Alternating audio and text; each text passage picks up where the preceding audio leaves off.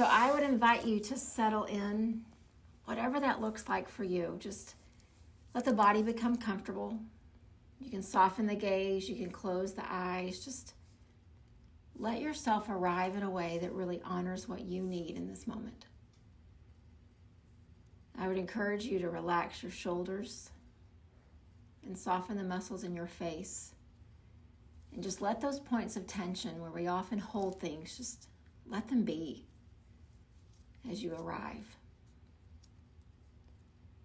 And then turn your attention to your breath as the physical body settles.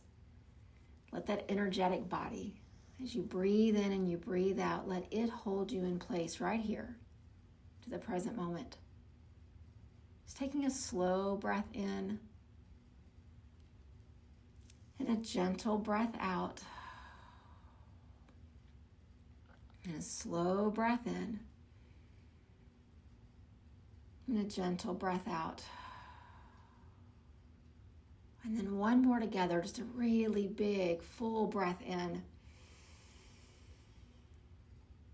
And ever so gently, let it go. And let's just settle. And before we head into our inspiration for this time that we have together, I encourage you, just check in with your thoughts. Check in with your head, with your mind. See what's been filling up the space today, maybe what's filling up the space right now. Just be so aware of what's on your mind.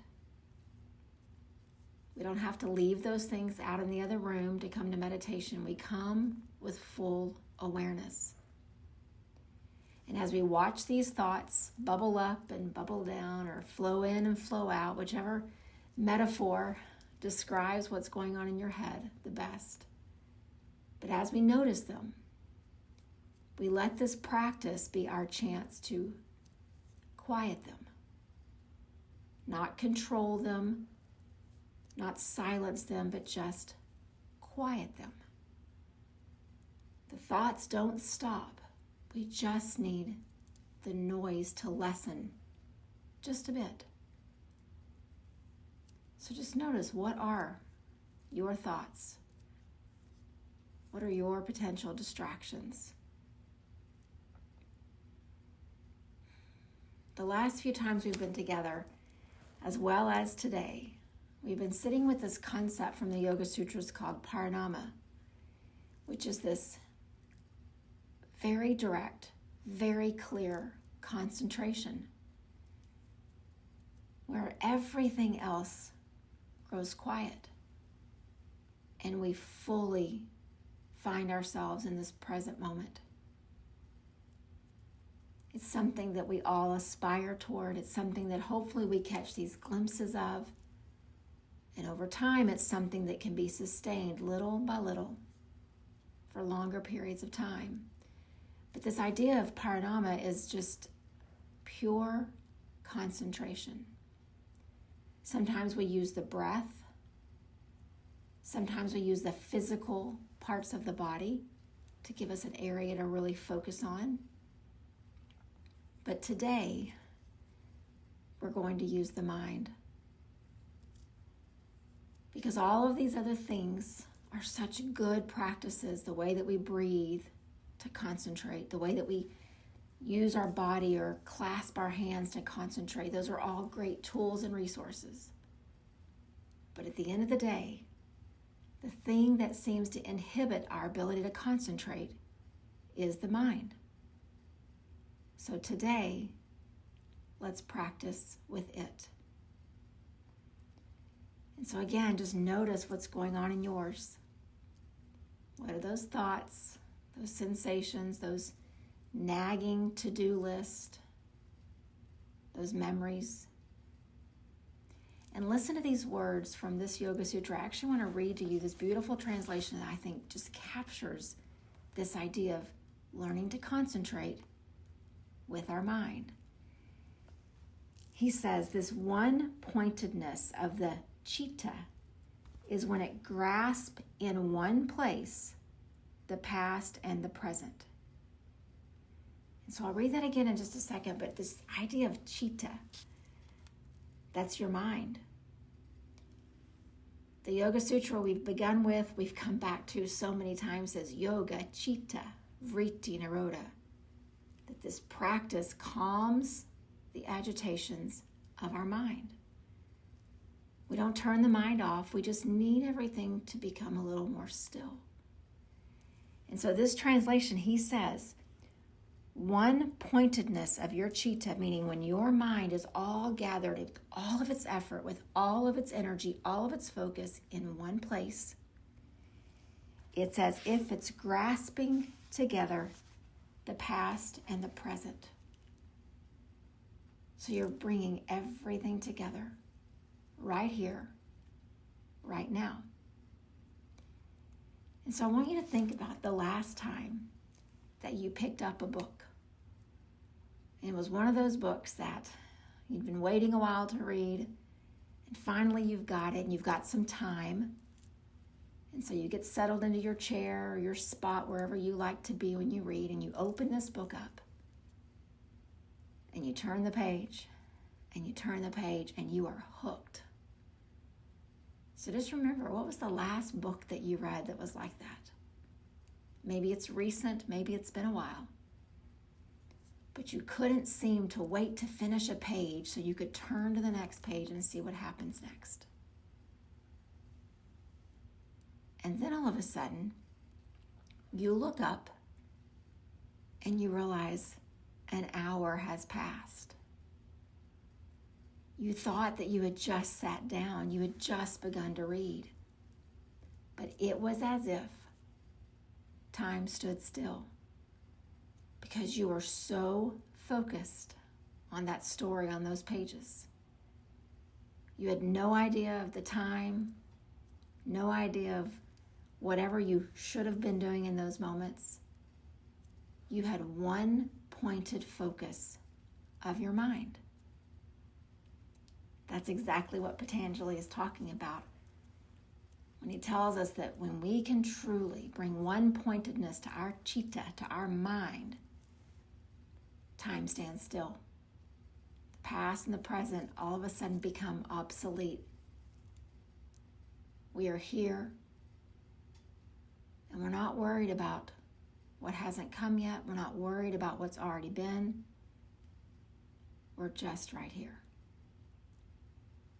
So what if our meditation practice could become like that good book, where we are so focused, we are so giving all of our energy, all of our attention, that I could ask us all to just sit here and be still, and we could look up and an hour could have passed and we never realized it.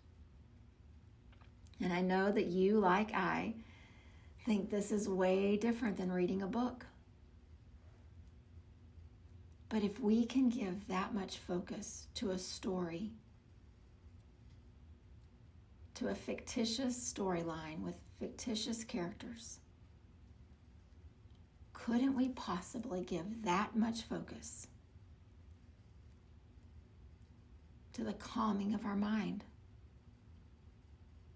to the peace in our spirit, to this enlightened way of being that we so desire to experience? And I know that it's different, and I know that it's difficult, but it is possible. And so we're going to practice this concentration with our mind. The same way that we could have turned our attention to the breath and just watched it come in, watched it go out, and let time just pass and us not even realize it. We could have used our hands with some gesture, some mudra, where we just focused on the pressure of those hands together and just let time go, not even realizing it was passing. But I think that we are ready to practice this with our mind. We can get to know our mind a little bit better.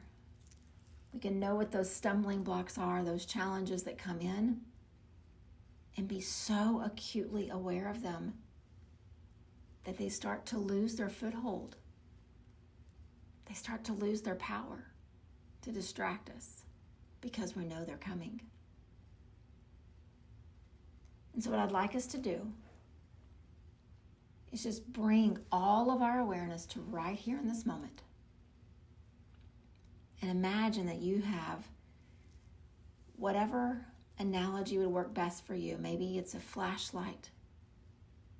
Maybe it's a microscope. Maybe it's a spotlight, a magnifying glass, something that you could imagine looking at your mind with. You want to study it. You want to get to know it. And so I want to give you a visual as you picture whatever's in your mind's eye, in your hand, this flashlight, this spotlight, this magnifying glass, something that's going to help you see better. Just picture it. And then imagine that your mind has these grooves, almost like if you were walking on a terrain and it's not flat and it's not smooth, but there's these grooves along the way, and you have to go up the dune and down the hill and over the sand and around the rocks. And so there's these grooves, there's these impressions, because it's not smooth and it's not flat. It has a lot of lived experiences in it. It has a lot of memories. It also has a lot of conditioned ways of thinking and being. So it's almost like we're on a little hunt to get to know our mind better, to notice which grooves are really deep, where those impressions have really sunk in, and which ones are maybe new and a little bit shallow. So let's just spend just these next few breaths with our mind's eye turned inward, as if we are on this little hunt, giving all of our attention, all of our focus to getting to know our mind. What do you see? What do you discover? So let's just pause here, each of us in our space, and just breathe and focus right here.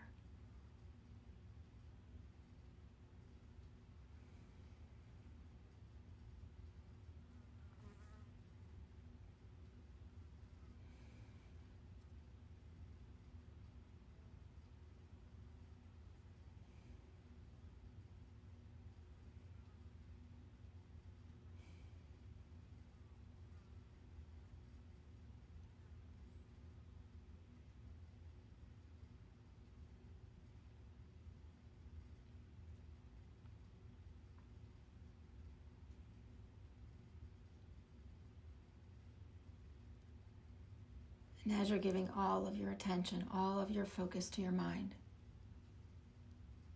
just see in just those few seconds, those few breaths,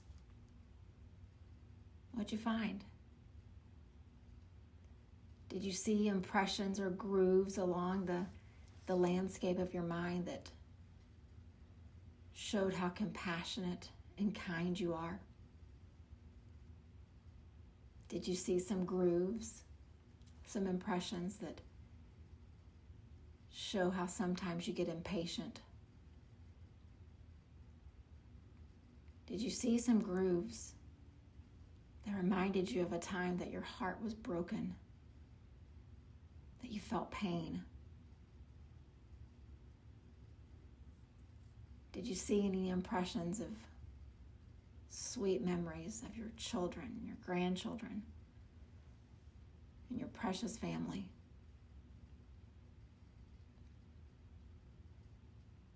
You see, our mind is not just filled with chatter that's bad or chatter that's negative. Our mind is filled with all of it, which is what makes it so busy, which makes it so hard for us to quiet it. It's much easier to sit with that book and let time stand still and not even realize that it's moving, that it's passing, because we are so focused. But sitting with our mind, we have to see it all. We have to see the beautiful images of our family right alongside our impatience. We have to see those moments of compassion when we are so kind to someone, right alongside the times that we felt pain and sorrow.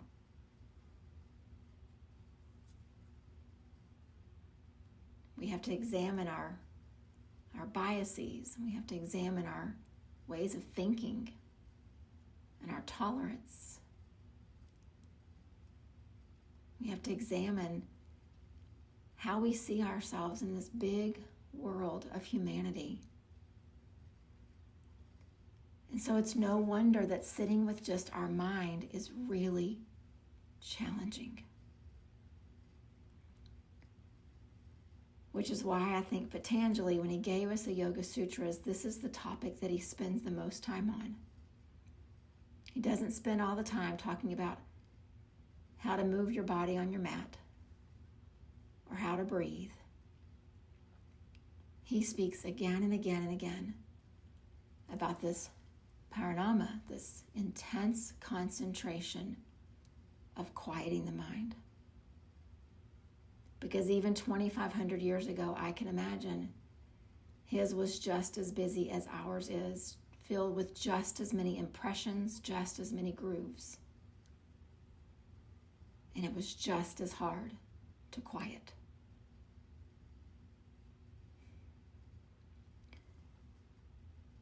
And so what we're going to do is just pause here. And if you feel good just sitting up with your spine long and your shoulders relaxed, then do that. If it feels better, that maybe you just gently bow your chin towards your chest. Just recognizing that this head, it is filled with so much. And sometimes it is really heavy, physically, emotionally, mentally. Maybe if you just let the head bow just a bit,